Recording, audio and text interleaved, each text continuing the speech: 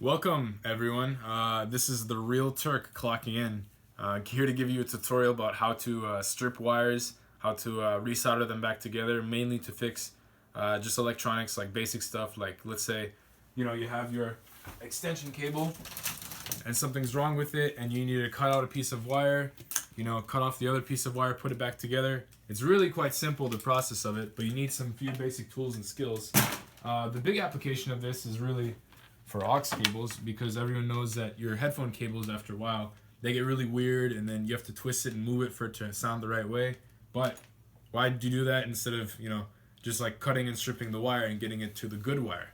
That's the better move. But I'll show you the materials you need actually to do this, and the basic materials you need for any kind of electronics work. Just general maintenance and repairs. So starting off, you need a set of micro tools, right? So micro screwdrivers are very, very important to this thing. Many of the times, like, you can't just open up headphones or let's say this PSP with a big fat screwdriver, because the hole is too small. So you can use these for basically any kind of device you want to open. This screwdriver kit costs $15, and it's the best. I've used it ever since. Never had a problem. I've opened everything I wanted to with it. You need a few general tools as well. That's why I have a toolbox full of stuff. I have an extra Cobalt micro toolkit. This top of the line is actually the same as those that I was using. You're probably going to need some flathead screwdrivers. Definitely these little snippy tools. You're going to need some pliers too. Scissors.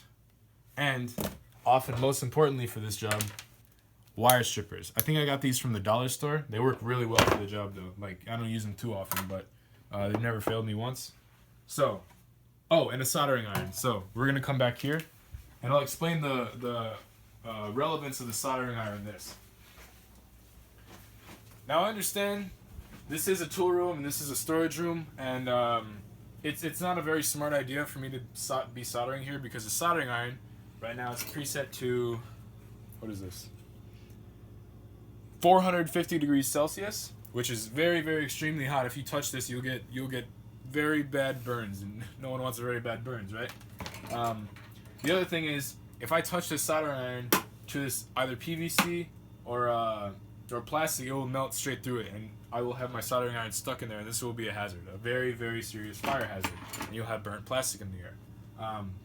But I do it here because you need a very well ventilated area, and we have fans that are in this room. We have the central air conditioning also covers this room, and no one comes in this room, so the fumes won't affect anyone. No one will be complaining. No one will be getting weird types of cancer or whatever. But for the job, you need a soldering iron itself, which is very basic. You can get a $15 or $10 one. As long as it doesn't explode in your hand, you're fine. You need a stand, right? So basically, to store the soldering iron as it heats up, and when you're swapping out parts or whatever, components, you're going to need a weight at some point. You can't just always hold the soldering iron. So the stand is like $5. You can get it for less. Honestly, I just get mine from China. You can see the Chinese label. It's the same exact thing. It's just cheap metal. It's fine, as long as it doesn't burn or scar the soldering iron when it's rolling. Also, you need different gauges of actual solder, right? Of the lead itself. However, it's only like 33% lead or something like that. The rest is another substance. It's maybe tin or something like that. I'm not sure of the chemical makeup. But thick gauge solder, my bad, is you can use it for pretty much anything that isn't a very, very fine job, like working on a microcontroller or working on just a phone's motherboard or something like that, like resoldering or unsoldering. This does a job for basically anything you need to do. I've used it for every job so far, except working with very, very delicate electronics and very small things. That is when you use very thin wire, okay? This is extremely thin. This is like, you'd think it's as thin as a hair.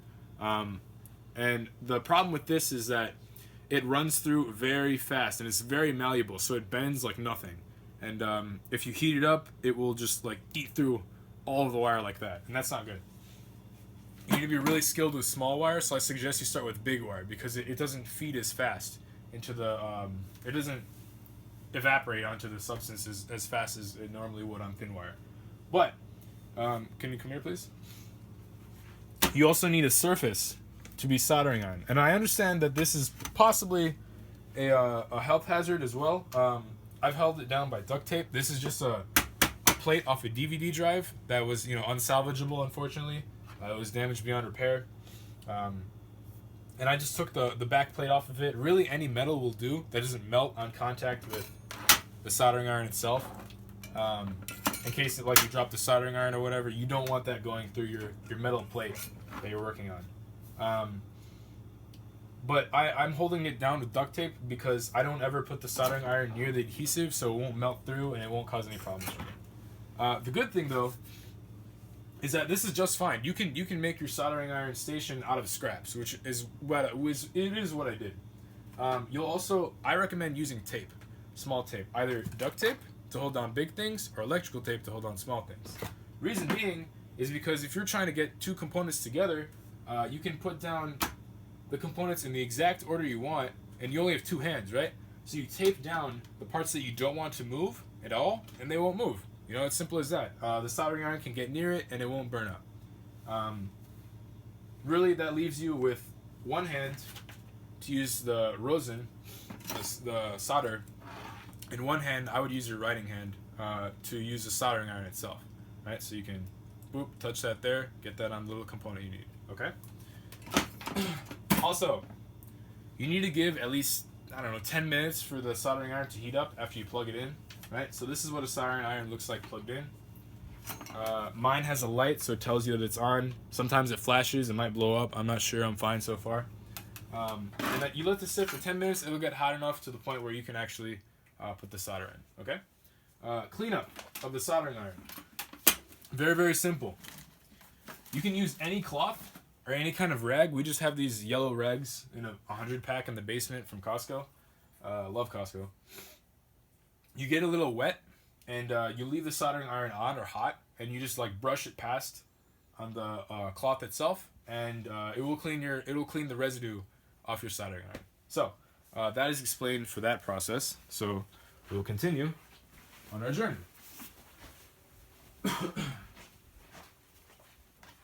So, first things first, you need to get your wire in a manner that you can actually solder different parts of it together, okay? So, how do we do this? Let's say I only want half this wire to solder.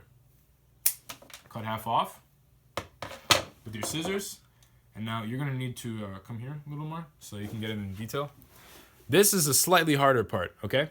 You need your wire cutters, and you need to get it on the right size hole, because there are measurements here. I don't really care about the measurements too much. I just kind of do my own technique where I put the part that I want to take off in the middle of the where it would just normally chop off. I bend it to the right, and I pull to the right as well, right? So you pull hard enough, you'll get the actual wire itself, okay? You'll need that to wire the actual physical wire to different parts of the component you're working with, you're soldering, right? Like the headphone, the driver itself, okay? Headphone wire is a little different. If I can find an example of that. Also, another good thing, if you're soldering from scraps like me, keep it a little organized. Keep a box of whatever you're not using, just like junk in here. It'll really help you out when you're like, oh man, I really need a small battery, I really need a capacitor or something that you're using, right? It's helped me out a lot in the past. So, if I were to grab a wire here, right? These are old, broken Skull Candy earphones. I have no need to replace the wire on them. They're cheap headphones anyways. These have very thin wire, and as you can see, I chopped off the end, the auxiliary portion that plugs in to the phone. I've chopped it off to use it for something else, but splicing the wire is a little different for smaller, thinner wires, okay? So you chop it off like before with your scissors. get the portion you need. I use my technique of putting in the general part, almost like the pliers part of it, bending it down, and pulling to strip, okay? Now you're going to get these really, really thin, kind of wispy wires, and you're going to be like, okay, they're all multicolored. I don't know what they mean. This looks like string. It looks like string the first time you do it because there's a coating that protects the very thin wire from, like connecting to the other wires and shorting out something, okay? I don't know if that's scientifically sound, but that's the best example I've given for it. So you're going to want to separate them into 3 different wires, okay?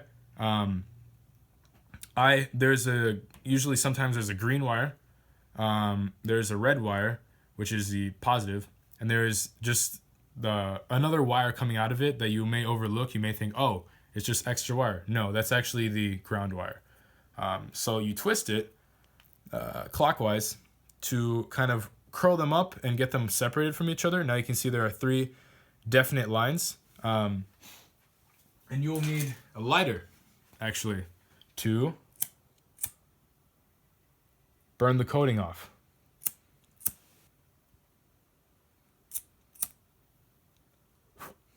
So you kind of get the residue off that.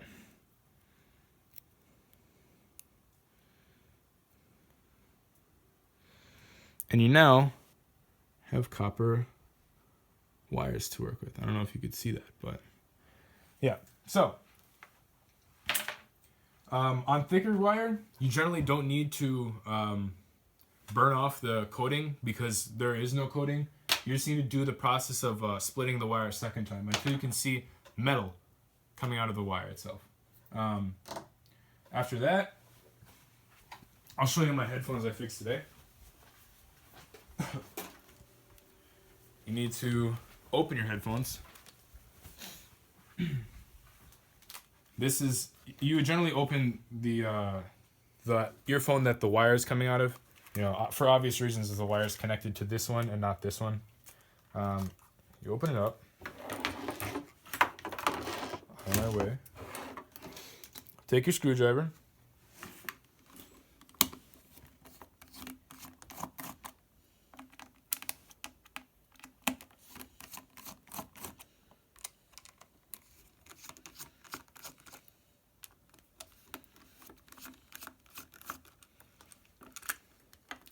Take off the initial housing and be careful here. Feed some of the wire through if you can, so you can get some extra space to work with. Oh, another trick. I've actually dropped some screws, and I need those to put this back together. So I have 2 here, 2 drop below. There we go. And another is inside here. What you can do to store these safely is just get any kind of magnet and stick the screws on. It'll hold it just fine. Okay? That way you don't need to worry about where they are and like losing your screws itself. Okay? Here. So, you now have your driver exposed, okay? So the headphone driver is connected to different wires, right? That come out of the main wire, okay? For this one, they originally were green, black, and red. I think I have the original wire too, right somewhere. Another good thing, have a box dedicated to trash. You're gonna have a lot of trash working on stuff, right? A lot of stuff that it's been exhausted, you can't use it anymore, right? Like these headphones that we demonstrated on, trash. The wire is, I think it's over here. Nah, don't worry about it. Okay. I don't have the original wire. I think I threw it out earlier. I don't have the original wire that came with these headphones, the broken wire. But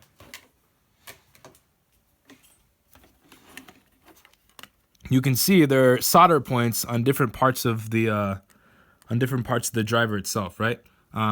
So one part is connected to, and this was the black wire, the ground wire, okay? I resoldered this in, and it worked fine. I resoldered in the red wire into where the red slot was, and it was just fine.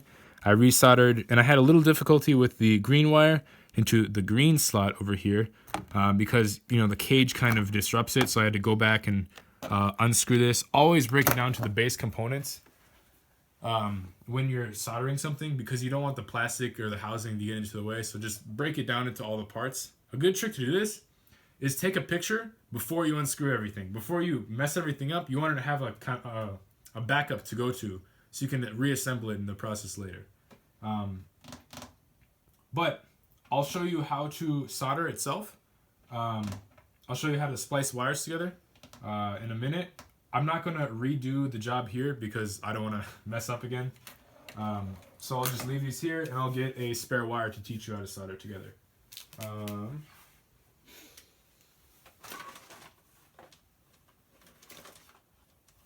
Okay. Here is a wire I've stripped. Okay.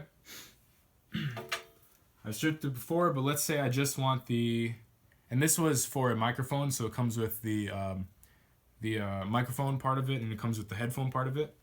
So I'll clip off the headphone part to basically make an aux speaker, an aux cable for a speaker. Take my wire stripper.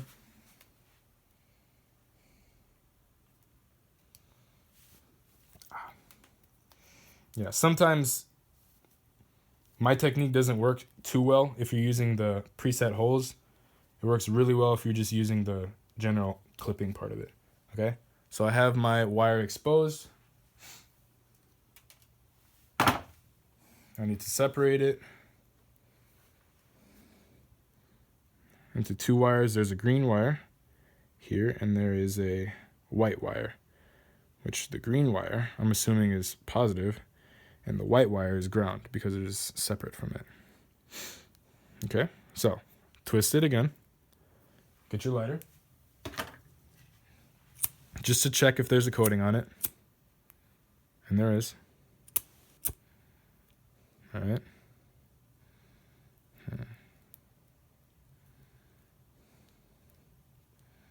And I'm just going to make this longer because this wire didn't come out right.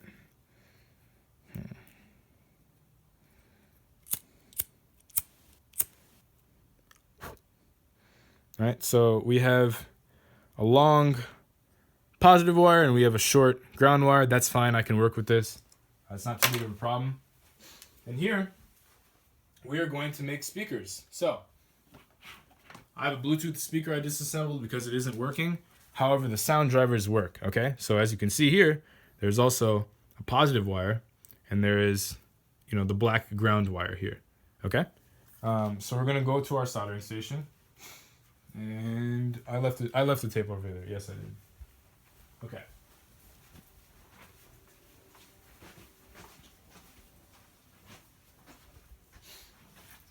So, get your item, put it there. Get your other item, put it here. Tape. Just to bind it in place so it doesn't move and you don't have to worry about using extra hands. Okay? So we're going to get the two wires together to the point where we can actually put them together like that, you see? So we can solder them together. So I'm just going to tape down the wire here. So, you know, this isn't moving anywhere. This isn't going anywhere fast at all. Okay, I can clearly see my red wire here. I can see my ground wire here. And for the other wire,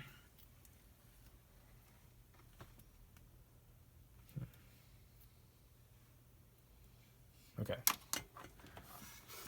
I can, actually, let me get a light real quick so you can see better, a flashlight.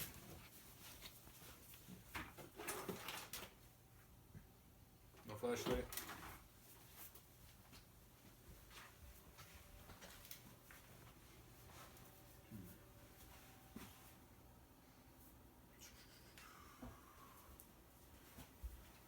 No flashlight. I generally use my phone's flashlight for these kinds of things, but it is being used to record the session, so hopefully you guys can kind of... Oh, you have a flashlight there, okay.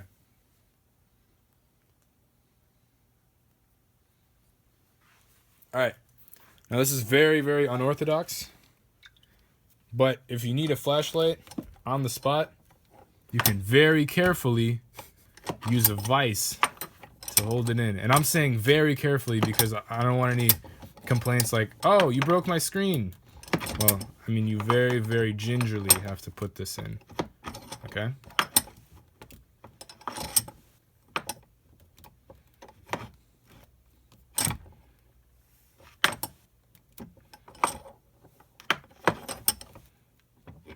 Okay, so screen's not cracked. Now we have a mounted flashlight, which is great.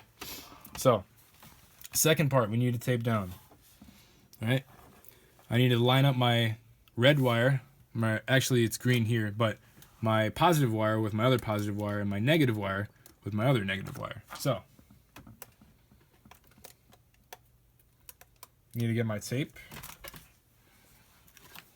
Just a small piece because it's a small wire. Kind of baby wire.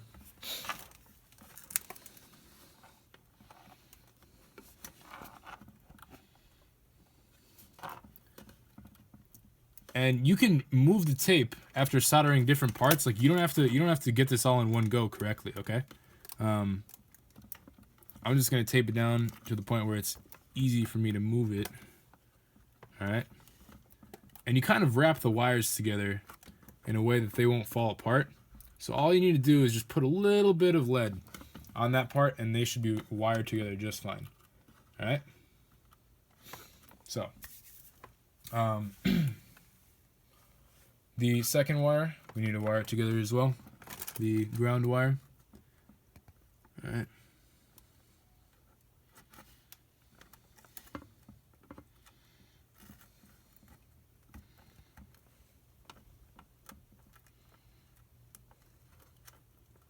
Well, I'll worry about the ground wire after I solder in the first wire. So, after everything is set up, you can plug in your soldering iron. Give it a little time to warm up. The ignition is on, as you can see. And we wait. And this will be the part where I edit the video and cut it down to size, you know. But shoot, production quality is out the window, as you can see. So we don't need to worry about production quality. This is just a basic tutorial. Damn, we've been recording for 22 minutes now. Yeah, it's a long tutorial. And we got the real trick. Yeah. So I'm putting this close to my hand so I can at least tell if it's hot. It's not hot yet. Not heating up. I'm not gonna slam the soldering iron onto my hand. I don't want a disfigured scar like the one I already have. And I can give you I can actually prove that this speaker works in the meantime. So, how to test a speaker, see if it works, or a driver for headphones. Get your battery. Now this is called an 18650 cell. It produces 3.7 volts of power, I believe, and it can hold anywhere from 1600 milliamps of power to 2200 milliamps of power on the lower end. This is what the power banks, the mobile batteries, like the ones you plug the USB cables in, you charge your phone with, this is what they're made of. This is a core part of it. Actually, to make a mobile battery is not hard at all. You need to know your difference between wiring a battery in series and wiring a battery in parallel. Okay? So you wire your batteries together to get more capacity, and you don't want more voltage going into your phone. It's going to destroy it, right? So you leave it at the standard 3.7 volts, wire them together for more capacity, stick one end of the, on the other unit, the kind of the voltage unit and the charging unit. You wire it in here, wire it in on the other side, the positive side, and bam, free mobile battery. You can get these actually from any laptop battery, and if you have an old laptop, you can just crack it open. There's about 6 or 8 of these. Really useful, and you can test them. But for this instance, we're going to use a fresh battery. I don't know if these are charged up or not. And a good thing to do is to have a box designated for power stuff. That's what I use. So I know exactly where to go if I need just a little bit of power to test something, right? So here's just a regular AA battery. We're gonna go over and test the speaker.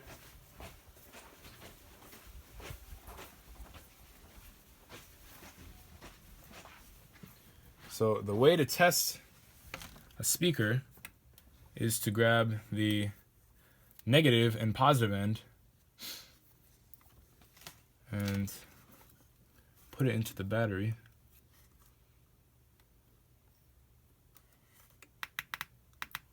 If it moves and makes a little click click sound, it works. All right? That's actually how they put current through a wire and through a speaker to actually produce a sound. It's really easy to make a speaker or headphones. And this has been around for many, many years. This is the structure of speakers itself. All right, so that one works. That one probably works too. I've tested both of them before. They work, so I know that. And the soldering iron should be hot now. So we can ditch this battery. Go back to our station. Oh, face protection.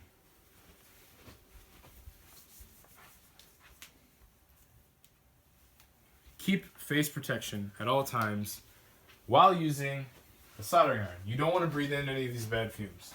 So, you can use a dust mask, but I just have a bunch of bandanas lying around, so I use those. You can even use the rag if you wanted to. Like, if you can find a way to secure it, you can just cover it over your face. And just, you know, anything that will stop you from breathing in the fumes that come off the solder is really, that'll work fine. So we need 2 because, you know, cameraman, me. So I need an extra bandana. Actually,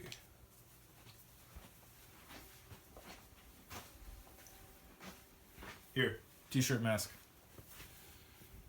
Shoot. All right.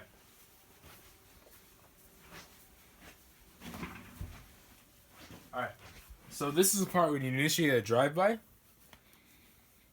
and tie your bandana so the authorities cannot tell who you are when you're doing the act.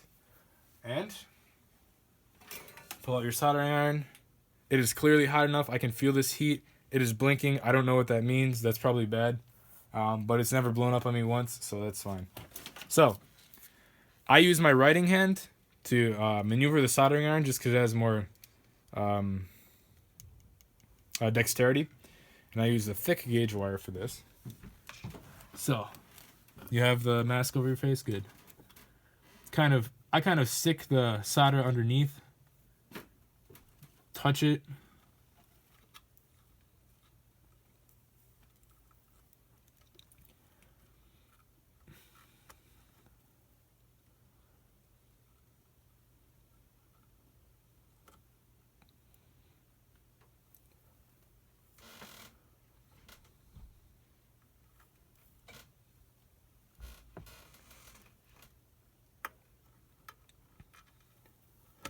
So, the way you know you did this right is if you can kind of, here, and I'm not going to use my bare hands because I'll burn it. That's what the screwdriver's for. If you can try to pry them apart and they don't come apart, that is how you know you soldered them together correctly, right? If they break apart, that means they're not touching, which means no contact, no electrical current, right? So, we've soldered the first part. Now we can kind of take our tape off and get to the next part. So you want to realign it so it's easier to do the negative end because we just did the positive end.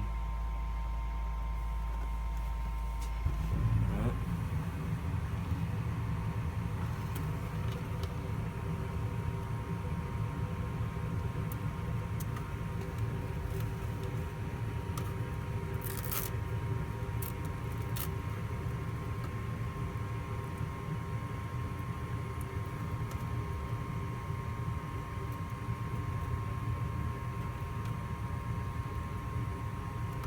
Okay. So that's almost perfect. Not entirely perfect. And remember, watch your cord when you're soldering. I need to press down with the solder, a little pressure, and then put the iron to it.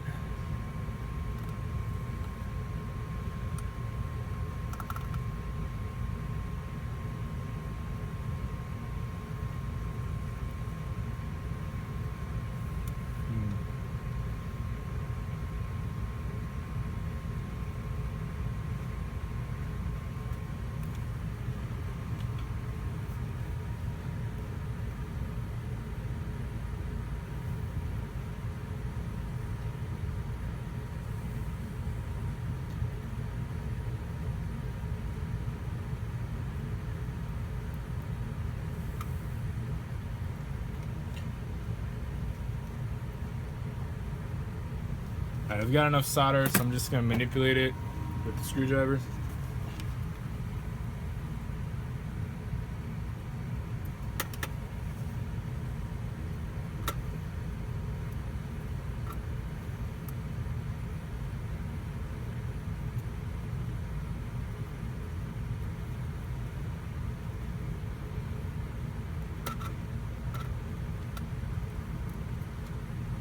Alright. And it's not pretty, it's not my best work in the world, but it's just a tutorial, so it doesn't matter. And if I did this correctly, remove your tape.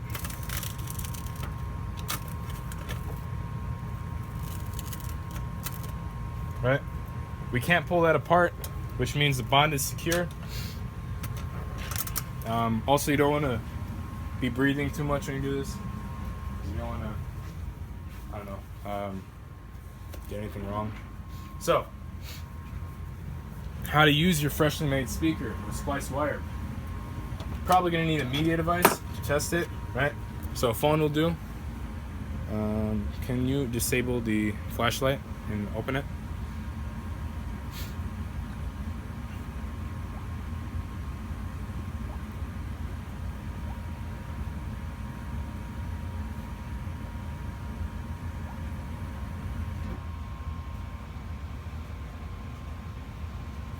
Cool. So, this is an aux cable powered speaker. And I might have did this wrong. I might have soldered a little wrong. I might have stripped the wire wrong, right? Like you're probably gonna need to do this over a couple times. It doesn't always work perfect the first time. You're gonna plug it in. It says earphones connected, so we did something right.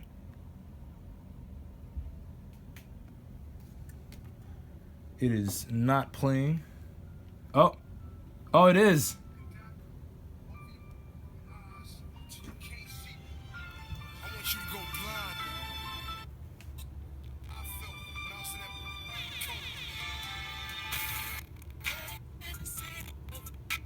You can hear that. So my soldering job isn't too great because the wires are kind of overlapping and touching each other, which, you know, blocks it. And it's also, this was a bad top. So I knew it was a bad top from the start, but it's cool. So, speaker's made. This concludes the tutorial. I've shown you how to strip wire, solder, and make a speaker, and disassemble headphones for the price of one. So thank you and have a great day.